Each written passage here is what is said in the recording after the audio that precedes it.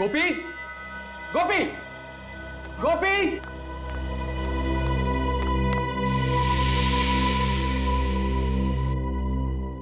गोपी, गोपी। जी साहब। गोपी, आया साहब। कहां थे तुम? तुम्हें पता है ना कि रोज रात को खाना खाने के बाद मुझे चाय चाहिए होती। जी सर, लाया। जल्दी लेकर आ।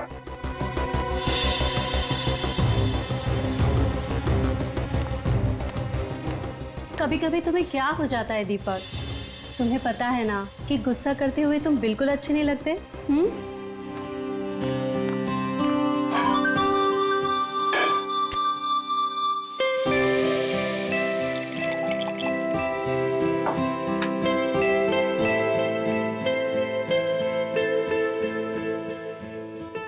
दीपक, कल सुबह इगतपुरी जाने का मेरा कोई मूड नहीं है।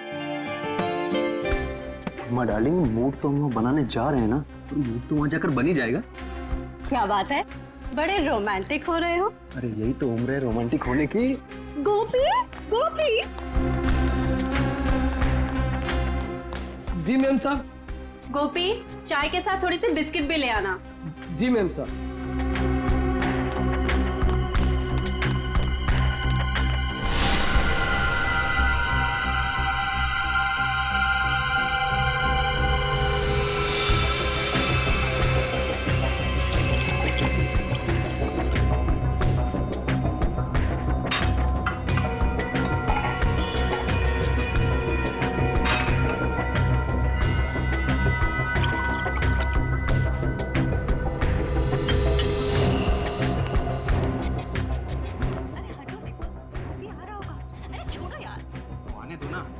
शादी की है मैंने तुमसे, कोई भगा के थोड़ी लाया हूं। हटो हटो, छोड़ो।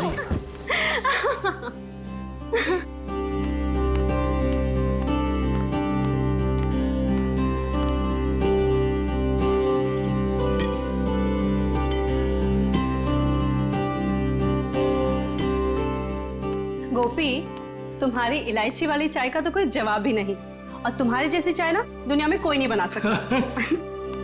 ए सुनो, अभी तुम अपने कमरे में जाओ। कल सुबह में जल्दी उठा देना, हमें 6 बजे निकलना है। जी सर। जाओ।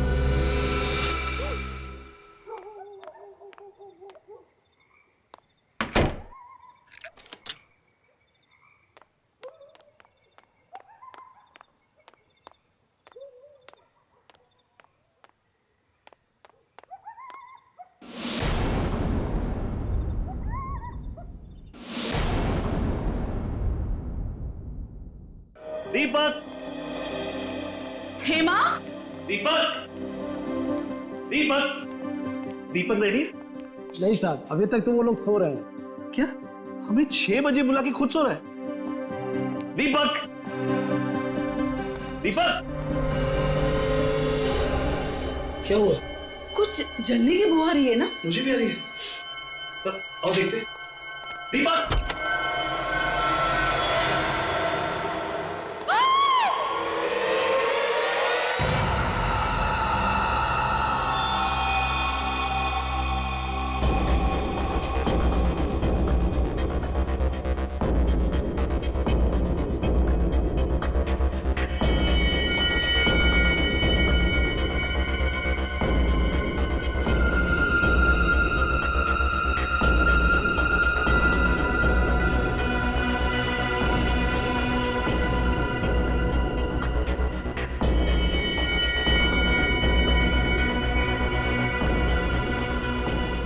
निखिल सर।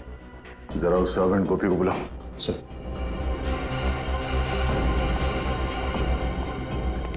गोपी, इधर आओ।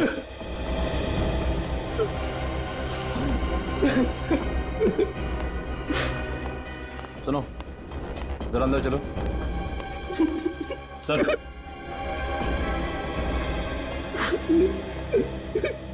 गोपी, कल रात जब यहाँ पे आग लगी तब तुम कहाँ थे? सर, अपने कमरे में सो रहा था। तुम सो रहे थे? तुम्हारे साहब और मेम साहब यहाँ पे चीख रहे थे, चिल्ला रहे थे और तुम खर्राटे मार रहे थे। ऐसी कौन सी नींद है तुम्हारी जो इनके चीखने पे या आग के धुएं से नहीं खुली? अरे नहीं सर, हमारा कमरा नीचे है ना, वहां धुआं नहीं पहुंचा, इसलिए। मगर चीखे तो पहुंची होंगी ना? कान में रुई डाल के सो रहे थे क्या? अरे नहीं साहब, चीखे नहीं सुनाई थी, नहीं भाग के ना तुमने साहब को बचाता ना, वो तो थोड़ी सी पी।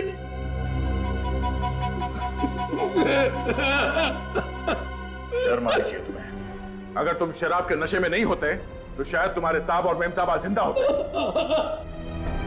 अच्छा, कल रात यहाँ पे और कौन कौन था? नहीं नहीं, कोई और नहीं था, हम सिर्फ 3 लोग थे यहाँ पे। आखिरी बार कब मिले तुम अपने साहब और मेम साहब को?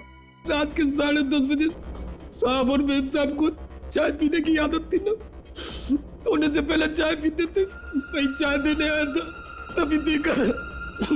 उस वक्त उन दोनों में क्या बातें हो रही? किसी बात से परेशान थे? ना ना, बिल्कुल नहीं। वो तो आपस में मजाक कर रहे थे, जैसे शादी के नए जोड़े होते हैं, वैसे ही बिल्कुल मजाक कर रहे थे। और मेम साहब ने तो मेरी तारीफ भी की थी, तुझसे चाय इलायची की चाय दुनिया में कोई नहीं बना। मुझे क्या पता था वो चाय उनकी जिंदगी की आखिरी चाय हो जाएगी।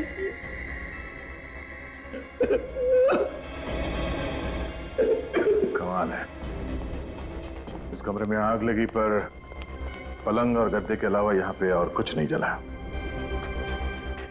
पर सर, जब दीपक और हेमा आग में जल रहे थे, वो चुपचाप सोते रहे। वो चीखे क्यों नहीं, चिल्लाए क्यों नहीं, यहाँ से भागे क्यों नहीं? फिर कहीं ऐसा तो नहीं कि पहले दोनों को मार के बेड पे सुला दिया और बाद में आग लगा दी?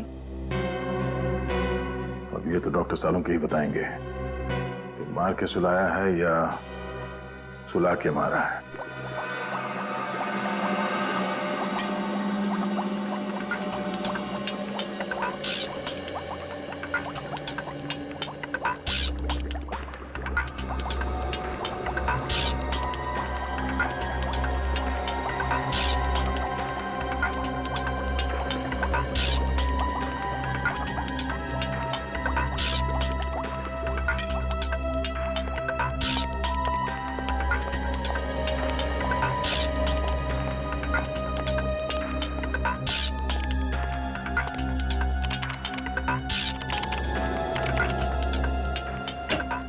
हाँ अभिजीत भाई, तुम लोगों का अंदाजा एकदम सही था। ये दीपक और हेमा वाकई इस हालत में नहीं थे कि अपने आप को आग से बचा सके। मतलब दोनों जख्मी थे? नहीं ब्रेडी, जख्मी तो कतई नहीं थे, क्योंकि ना तो इन दोनों के शरीर पर गोली का निशान था, ना किसी चाकू का निशान था, और ना ही किसी और तरीके की चोट का निशान था। तो फिर इन्होंने अपने आप को बचाने की कोशिश क्यों नहीं की? गैरी हैथर की वजह से। गैरी हैथर? ये क्या है डॉक्टर साहब? पूर्वी एक किस्म का केमिकल होता है जो अधिकतर एनेस्थीसिया या बेहोश करने की दवाइयों में मिलाया जाता है, और वही गैरी हैथर मुझे इन लोगों की चाय में मिला। ओह, तो जब आग लगी थी तो दोनों बेहोश थे? बिल्कुल, इसलिए बेचारे ना तो चिल्ला सके और ना ही भाग सके। हाँ, आओ बताता हूं।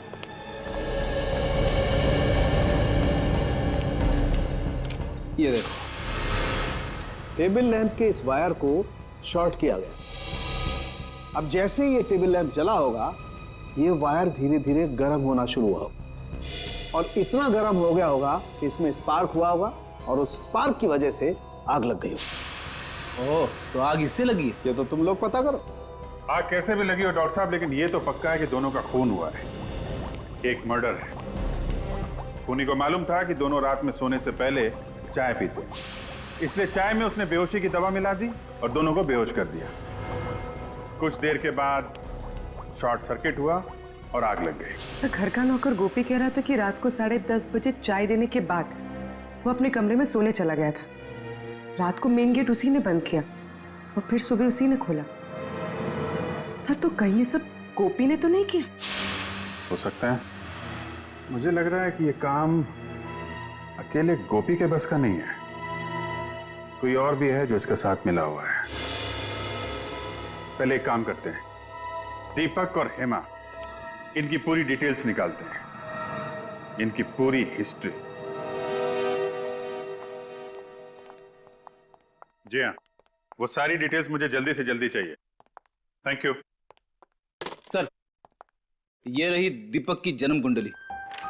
Very good. पिछले 6 महीनों में उस पर 2 बार हमला हो चुका है, पर किस्मत से वो दोनों बार बच निकला।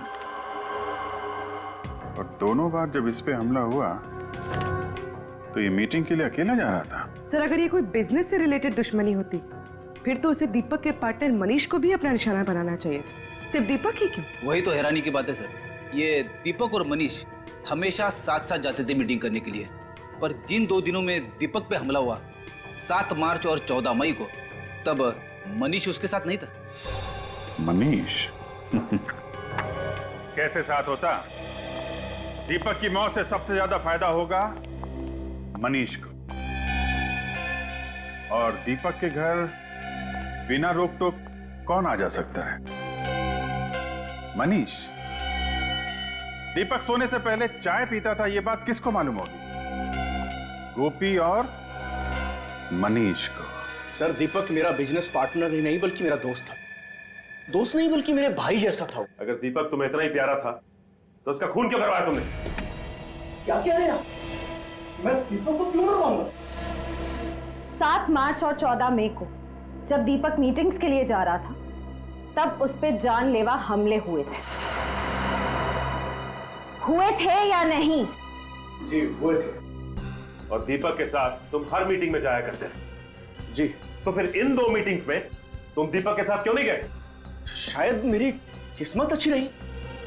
तुम्हारी किस्मत अच्छी नहीं थी, बल्कि ये दोनों हमले तुम्ही ने करवाए। लेकिन सर मैं ऐसा क्यों करवाऊंगा? क्योंकि दीपक के मरने से सबसे ज्यादा फायदा तुम्हें होने वाला है।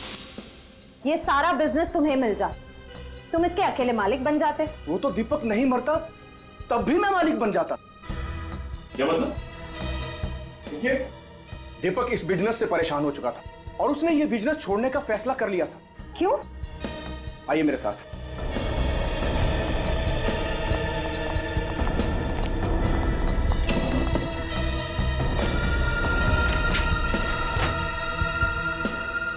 दीपक बिजनेस इनकी वजह से छोड़ रहा था।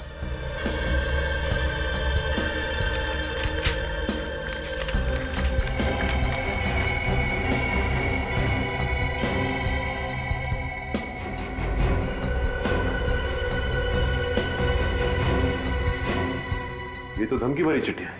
ये चिट्ठियां कौन भेजता था? पता नहीं सर, है कोई गुंडा जो हर महीने हमसे 5 लाख रुपए मांगता था और कहता था अगर पैसे नहीं दोगे तो 5 लाख टुकड़े कर दूंगा। तुमने पुलिस में रिपोर्ट नहीं लिखवाई?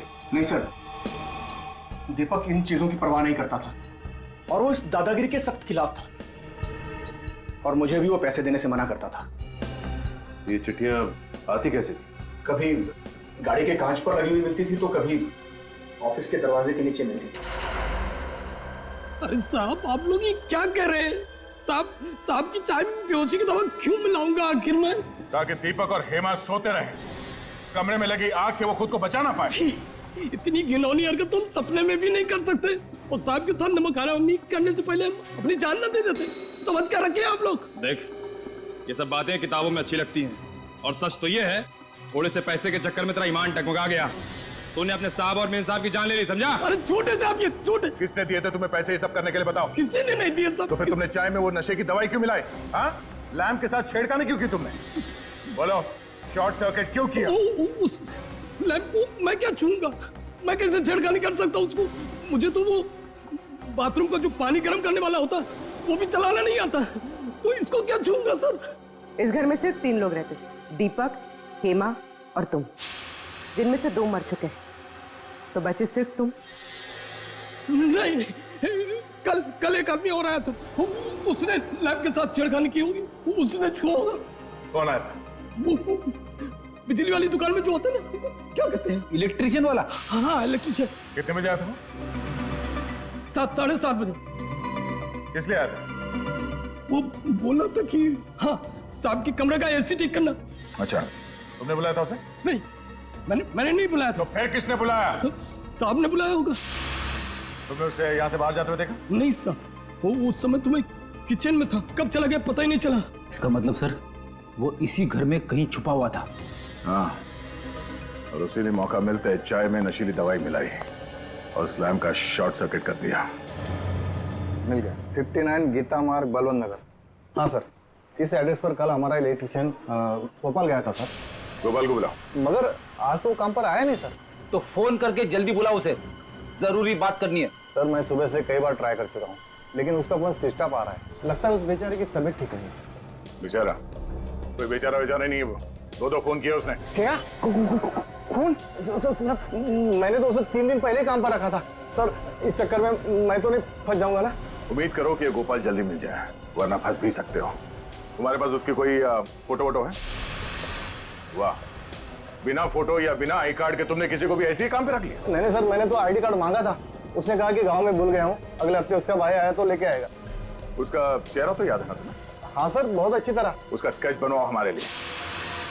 पता तो चलिए गोपाल कहाँ कहाँ शॉर्ट सर्किट करता फिर रहा है।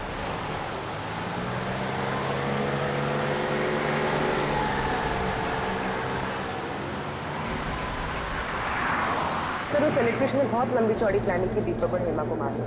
सर ना सिर्फ उसने उनके लैम्प के तार के साथ छेड़खानी की, बल्कि उनके चाय में बेहोशी की दवा भी मिला दी। मुझे तो लगता है कि एसी ठीक करने के बाद भी वो घर से गया ही नहीं होगा, वहीं पे कहीं छुप के बैठा होगा, इंतजार कर रहा होगा कि कब वो दोनों वापस आएंगे और कब वो उनकी चाय में वो बेहोशी की दवा मिलाएगा। पर यह बात तो सिर्फ दीपक का नौकर गोपी ही जानता था कि उन दोनों को रात में चाय पीने की आदत है। सर मुझे तो लगता है ये गोपी भी इस जुर्म में शामिल है, क्योंकि सर बिना किसी अंदर वाले की मदद के ये गुनाह कर पाना थोड़ा मुश्किल लगता है सर। गुनाह किसी अंदर वाले ने किया है या किसी बाहर वाले की मदद से किया गया है, ये तो स्केच की पहचान होने के बाद ही पता चलेगा। हाँ श्रेया, अच्छा उस इलेक्ट्रिशियन का स्केच है हमारे क्रिमिनल रिकॉर्ड में? क्या नाम है उसका? ओके ठीक। हाँ बोलो। अच्छा ठीक है सर, वो इलेक्ट्रिशियन गोपाल एक तनुज नाम का पुराना मंझा हुआ अपराधी। तनुज?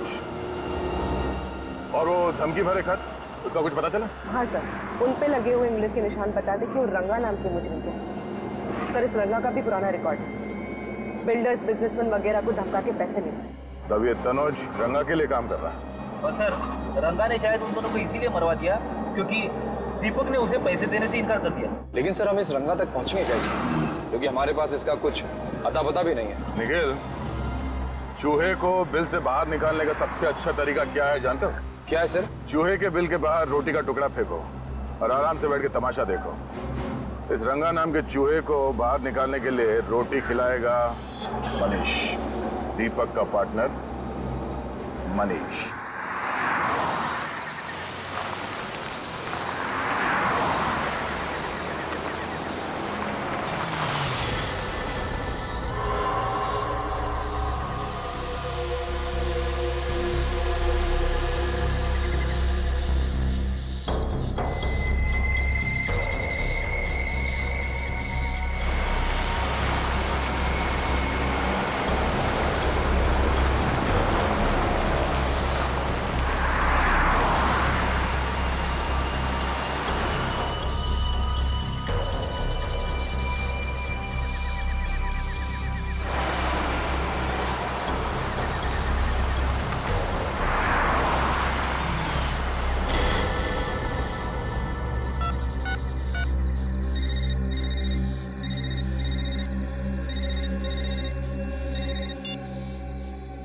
शाबाश, अच्छा हुआ जो तू खुद ब खुद आया। तेरे सिर पे रंगा का हाथ है, अब तेरा कोई बाल भी बाका नहीं कर सकता। पूरे पैसे लाया ना?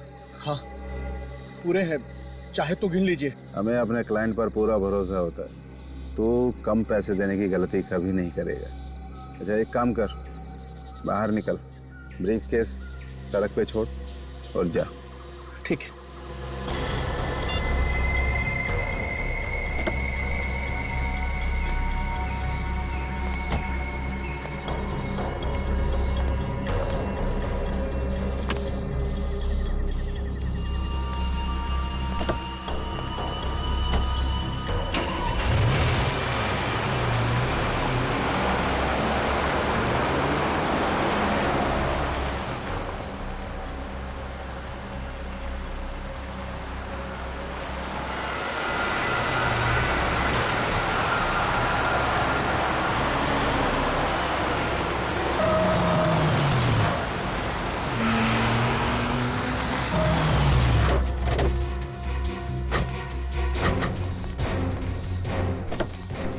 निकल।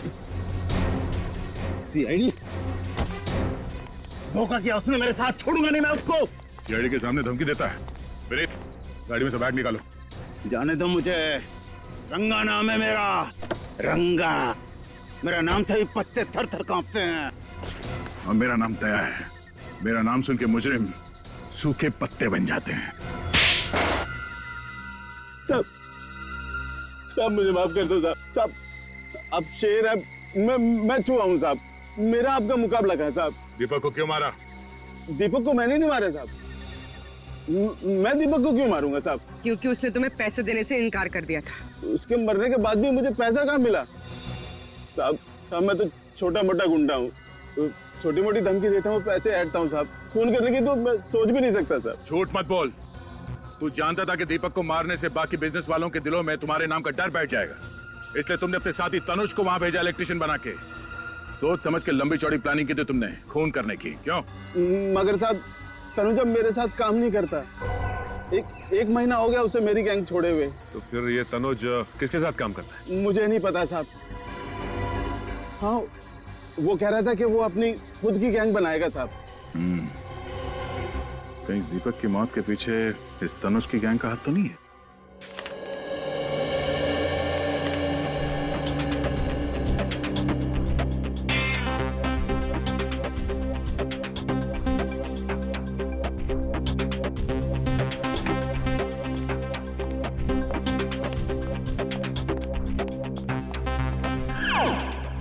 सर, आपने कभी कबड्डी खेली है? कबड्डी? कबड्डी? हाँ, कॉलेज के दिनों में तो बहुतों को चित किया हमने। पर ये सवाल पूछ क्यों रहे हो? कुछ मैच वैच होने वाला है क्या?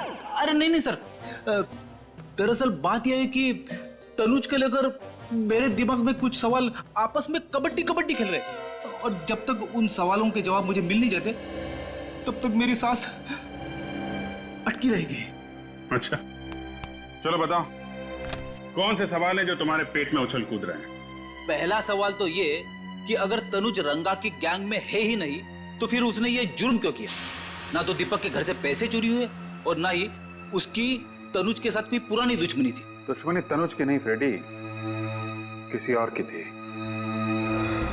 कोई तो है जिसे दीपक की मौत से बहुत बड़ा फायदा पहुंचने वाला है, उसने ये सब करवाया है। सर एक अजीब सी बात पता चली। हाँ? क्या बात है? सब परसों हाईवे नंबर 47 पे एक एक्सीडेंट हुआ था किसी नरेश का। उसमें भी हस्बैंड और वाइफ दोनों जलकर मर गए थे। अच्छा, उनका इस केस से कुछ लेना देना है? हाँ सर, 4 बातें एक जैसी इन दोनों केसेस में। पहली, नरेश की भी दीपक की तरह नई नई शादी हुई थी। दूसरी, नरेश और उसकी वाइफ दोनों ने खुद को आग से बचाने की कोशिश नहीं की। और तीसरी बात सर, उन दोनों की बॉडी में से भी वही कैरी हैथर नाम का केमिकल पाया गया जो इंसान को बेहोश कर देता है। और चौथी बात?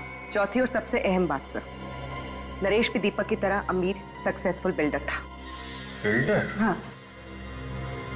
है कौन ये सिर्फ बिल्डर लोगों को ही निशाना बना रहा है? इस नरेश और उसकी बीवी की बॉडीज कहाँ हैं? सर उन दोनों की बॉडीज पुलिस मॉर्ग रूम में है। एक काम करो, बॉडीज को फोरेंसिक लैब भिजवा दो। सर नरेश कुमार, इनके घर वालों से भी मिलना पड़ेगा। हमारी तो कुछ भी समझ में नहीं आ रहा है साहब कि खूनी कौन होगा। मेरे बेटे की तो किसी से दुश्मनी भी नहीं थी साहब, किसी से दुश्मनी नहीं। और आपकी बहू प्रीति की? वो बेचारी तो यहाँ ज्यादा किसी को जानती तक नहीं थी, कनाडा में ही पली बड़ी थी।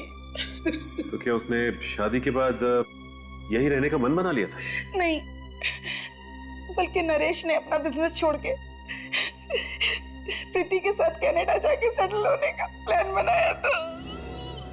यानी नरेश भी अपना बिजनेस छोड़ना चाहता था, बिल्कुल दीपक की तरह। अच्छा, ये नरेश अपना बिजनेस क्यों छोड़ना चाह रहा था? कुछ मालूम है आप लोगों को? वो हमसे बिजनेस की बातें शेयर नहीं किया करता था। तो क्या पिछले कुछ दिनों में वो परेशान था या उसे किसी तरह की धमकियां मिल रही थी? धमकियों का तो पता नहीं, लेकिन कुलभूषण की वजह से वो बहुत परेशान था। कुलभूषण की वजह से? ये कुलभूषण कौन है? वो एजेंट जो मेरे बेटे को कनाडा जाने के लिए वीजा का इंतजाम कर रहा था साहब। लाखों रुपए ऐंठ लिए उसने, लेकिन वीजा नहीं दिला पाया। ये वीजा ना दिलवा पाने पे क्या उसने आपके पैसे लौटाए? बिल्कुल नहीं, बल्कि धमकियां और देकर गया कि अगर आप दोनों सलामती चाहते तो पैसों को भूल जाओ। तो आप लोगों को पुलिस की मदद लेनी चाहिए थी ना? लेना तो चाहता था, पर डरता था कि कहीं बहू फंस न जाए। लेकिन आपकी बहू कैसे फंस सकती है? क्योंकि प्रीति ने नरेश को कुलभूषण से मिलवाया था। आपकी बहू प्रीति ने? हाँ। तो क्या प्रीति कुलभूषण को पहले से जानती थी? हाँ। प्रीति कुलभूषण को बहुत अच्छे से जानती थी, बहुत पहले से। और उसने कहा था कि उसकी फैमिली का वीजा कराने में भी कुलभूषण ने उसकी मदद की थी। हम आपके बेटे और बहू की फोटो देख सकते हैं? वो दूसरे वाले घर पर है साहब। मेरे बेटे नरेश की मौत के बाद मेरा वहां पर मन नहीं लगता था साहब, इसलिए हम लोग यहाँ पर आ गए। लेकिन फिर भी साहब, मैं आज शाम तक आपको फोटो भिजवा देता हूँ। थैंक्स। लगता है हमें भी कनाडा का वीजा लेना पड़ेगा इस कुलभूषण से।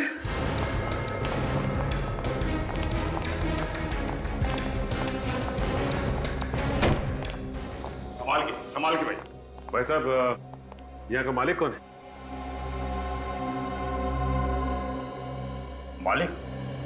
मालिक तो आपके सामने खड़ा है। तो आप हैं कुलभूषण? कुलभूषण मेरा किराएदार था जी, आज ही दुकान खाली करके चला गया। कुलभूषण चला गया? अरे चला क्या गया जी, मैंने उसे निकाल दिया। बहुत शिकायत थी उसके खिलाफ कि वो शराफत की आड़ में बहुत गैरकानूनी काम करता है। भाई साहब, ठीक तरह से निकालिए, कभी भी आ जाएगा, कहेगा मेरा फोटो खराब कर दिया। भाई साहब, ये बताइए कि आपके पास उसकी फोटो तो होगी ना? फोटो तो मेरे पास है, और मैं आपको क्यों दिखाऊं? क्यों? देखिए, हम लोग सीआईडी से, और हमें शक है कि कुलभूषण का हाथ दीपक नाम के बिल्डर के खून में भी। वो दीपक कुमार जो 2 दिन पहले अपने घर में जलकर मर गया था? जी हाँ, हम उसी की बात कर रहे हैं। एक मिनट। ये वो एग्रीमेंट है जिससे दुकान को मैंने किराए पर दिया था। मैं उससे सिग्नेचर करवाने लाया था, उसका फोटो इसमें है, देखिए।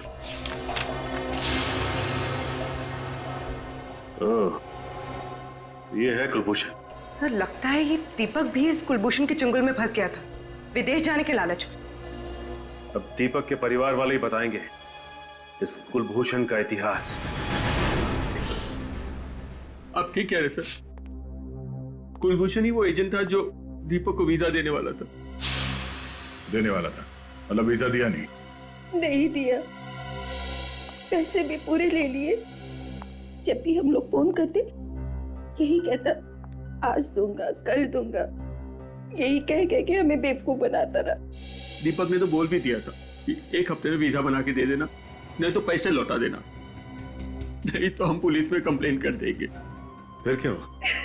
हमने अपना बेटा खो दिया।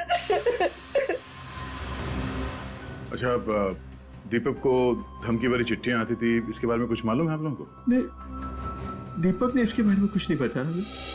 अच्छा, इस कुलभूषण को कैसे जानते थे आप लोग? हम नहीं जानते थे, हमारी बहू हेमा अच्छी तरह से जानती थी, उसी ने हमें मिलवाया था। पर हेमा तो बाहर पली बड़ी है, तो वो कुलभूषण को कैसे जानती थी? मुझे नहीं मालूम। नरेश को कुलभूषण से मिलवाया उसकी बीवी प्रीति ने, और दीपक को मिलवाया हेमा ने। और सर, हेमा और प्रीति दोनों ही कुलभूषण को अच्छी तरह से जानती थी, विदेश में पली बड़ी होने के बावजूद। लगता है प्रीति और हेमा दोनों का आपस में कोई ना कोई कनेक्शन है।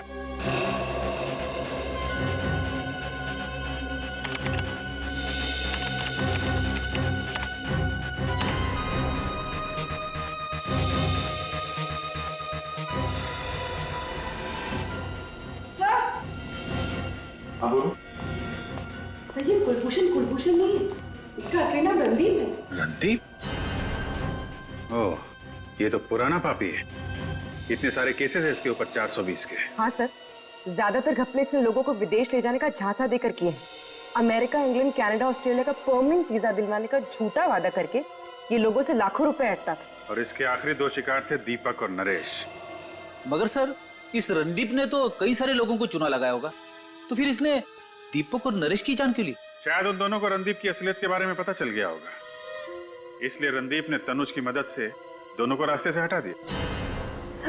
सर इसमें यह भी लिखा है कि ये रणदीप शादियां भी करवाता था, अमीर परिवारों के लड़कों के लिए एनआरआई बहुएं भी लाता था। अच्छा, एनआरआई शादियां, ये इस रणदीप की एक और तरकीब होगी लोगों को फंसाने की।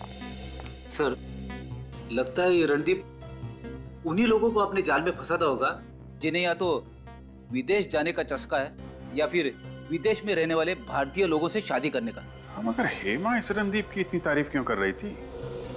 दीपक के माता पिता ने बताया था ना कि कुलभूषण हेमा को काफी सालों से जानता था। पर सर दीपक के माता पिता तो ये भी कह रहे थे कि हेमा ऑस्ट्रेलिया में पली बड़ी है, फिर इसका इंडिया में रहने वाले 420 रणदीप से पाला कैसे पड़ गया? और नरेश के माता पिता भी कह रहे थे कि उनकी बहू प्रीति काफी सालों से कुलभूषण को जानती थी। सर, इस रणदीप ने पहले हेमा और प्रीति को अपने जाल में फंसाया और फिर उनके जरिए दीपक और नरेश को अपना शिकार बनाया।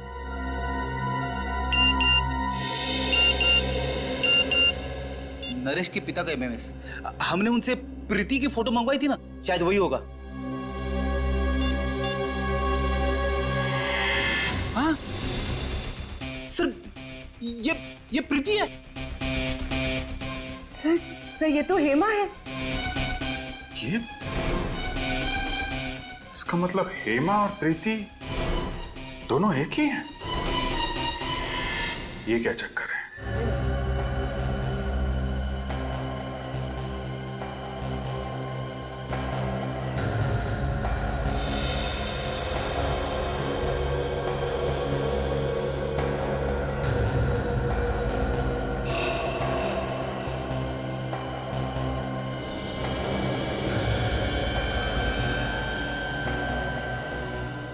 अब फोटो के अंदर घुस ही जाओगे क्या सालू के साथ? इतनी बारीकी से क्या देख रहे हो? हेमा की आंखें। नहीं तो क्या मिला कुछ आंखों में आपको? ढूंढ रहा हूं अभी जी। मैं ये पता करने की कोशिश कर रहा हूं कि हेमा को हेड्रोक्रोमिक इरिडोसाइसिलिया नाम की बीमारी थी या नहीं। हेड्रोक्रोमिक इरिडोसाइसिलिया, ये क्या होता है डॉक्टर साहब? बच्चे, एक आंखों की ऐसी बीमारी होती है जिसका अगर वक्त पर इलाज न किया जाए तो आंखों की रोशनी जाती रहती है। अरे बाप रे, ये तो बड़ी खतरनाक बीमारी है। मतलब हेमा और प्रीति को ये बीमारी थी? अभिजीत, इन दोनों लाशों के ब्लड में तो मुझे इस बीमारी के लक्षण दिखाई दिए, लेकिन इस हेमा की आंखों में मुझे इस बीमारी का जरा भी कोई लक्षण दिखाई नहीं दिया। इसका मतलब इन दोनों लाशों में हेमा नहीं है ना। हेमा की जगह किसी और को लाके जला दिया गया है। सर, अगर हेमा जिंदा है तो फिर वो गई कहां? और अगर ये लाश हेमा की नहीं है तो फिर है किसकी? सभी अस्पतालों से उन मरीजों की लिस्ट निकालो जिन्हें ये आंख वाली बीमारी थी, फिर देखते हैं उनमें से कौन कौन गायब है। पर आप लोगों को इस हेड्रोक्रोमिक इरिडोसाइसिलिया के मरीजों की लिस्ट चाहिए क्यों? केस सॉल्व करने के लिए। हम लोग सीआईडी से। ओह, एक मिनट। बहुत रेयर बीमारी है ये सर, बहुत कम लोगों को होती है। ये है उन मरीजों के नाम। ये तो कम से कम 50 नाम है। श्रेया, काम करो, मिसिंग पर्संस ब्यूरो की लिस्ट निकालो और देखो इन मरीजों में कोई है क्या।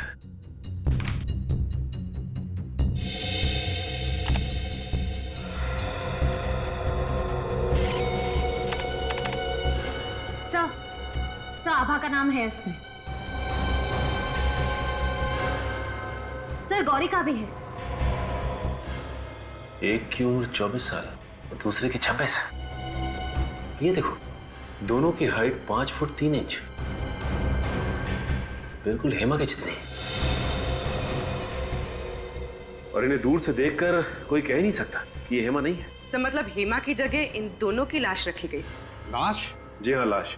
हमें शक है कि आभा और गौरी, इन दोनों का खून हो गया है। ये तो बहुत बुरा हुआ सर। भगवान इन दो मासूम बच्चियों के साथ ऐसा कैसे कर सकता है? ये दोनों तो अपना इलाज कराने के लिए विदेश भी जाने वाली थी। विदेश जाने वाले थे? अब बात समझ में आई। इसका मतलब ये दोनों लड़कियां कुलभूषण से मिलने गई थी वीजा के लिए, और जैसे ही कुलभूषण ने इन दोनों लड़कियों को देखा कि ये दोनों हेमा जैसी दिखती हैं, उनका काम तमाम कर दिया उसने। श्रेय, काम कर, जरा देखो इस लिस्ट में किसी का प्रोफाइल मैच करता है। सर,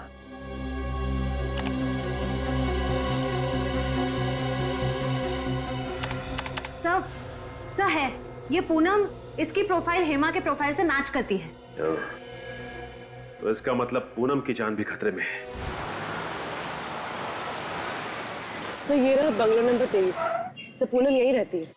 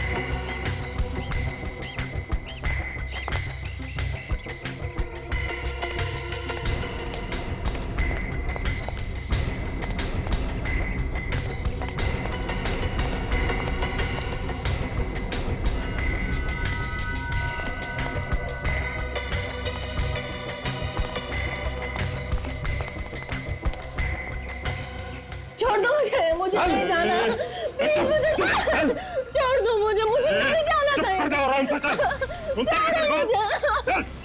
छोड़ दो। तो रणदीप और तनुज है। ये तो पूनम को जबरदस्ती लेके जा रहे हैं। लगता है एक और अमीर आदमी को मारने का प्लान है। चल अंदर बैठ। जल्दी गाड़ी चला, इससे पहले को आ जाओ यहाँ पे। चल। आ जाएंगे नहीं, आ गए।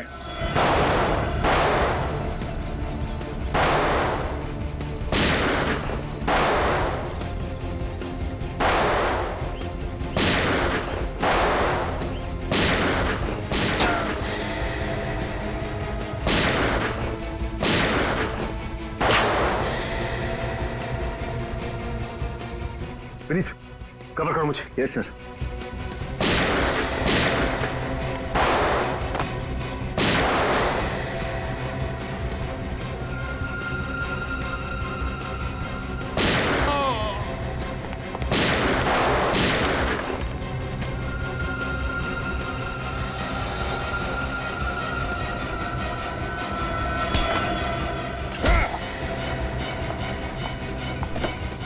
तुम ठीक हो ना? हाँ मैं।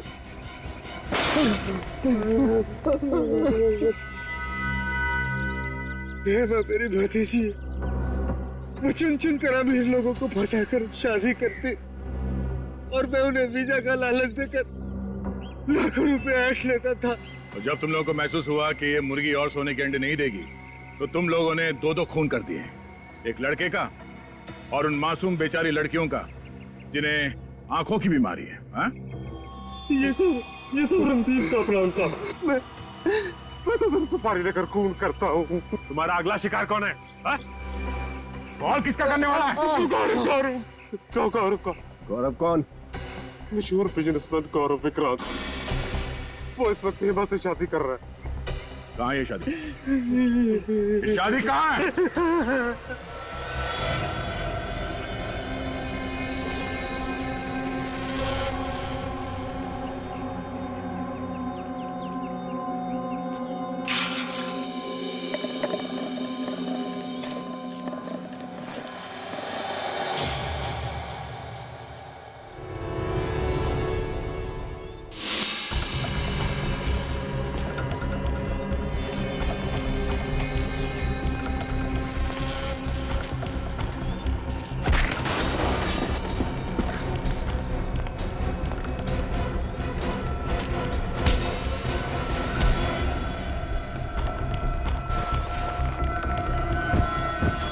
जिस पल का मुझे बहुत दिनों से इंतजार था, आज वो पल आ गया है तनिषा। तुम्हें पता है, तुमसे शादी करना मेरी जिंदगी का सबसे अहम फैसला है। गलत। गलत? सबसे सही फैसला तो ब्राजील जाने का है ना गौरव? गौरव ब्राजील जाए या ना जाए, तुम जरूर जाओगी जेल।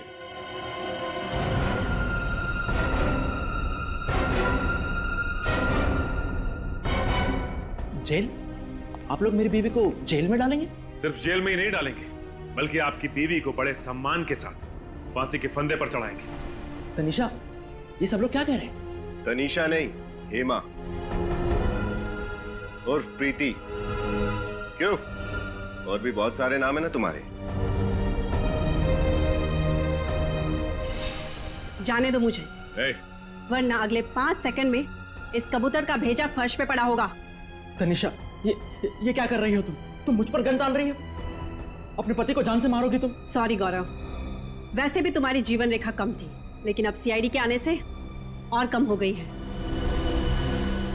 1 2 3 4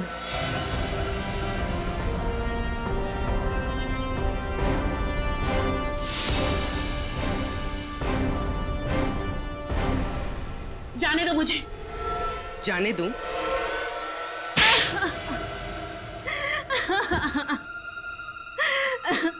हम जानबूझकर वही परिवार ढूंढते जिन्हें एनआरआई बहू चाहिए थी, और फिर उन परिवारों का विश्वास जीतकर उनके साथ विश्वासघात करते हो तुम लोग। मैं चाचा जी को कुलभूषण बनाकर अपने ससुराल वालों से मिलवाती और खुद एक अच्छी बहू बनने का नाटक करती रहती। शादी जैसे पवित्र बंधन का गलत इस्तेमाल करके तुमने बहुत ही भयानक गुनाह किया है। तुम्हें तो फांसी ही होगी।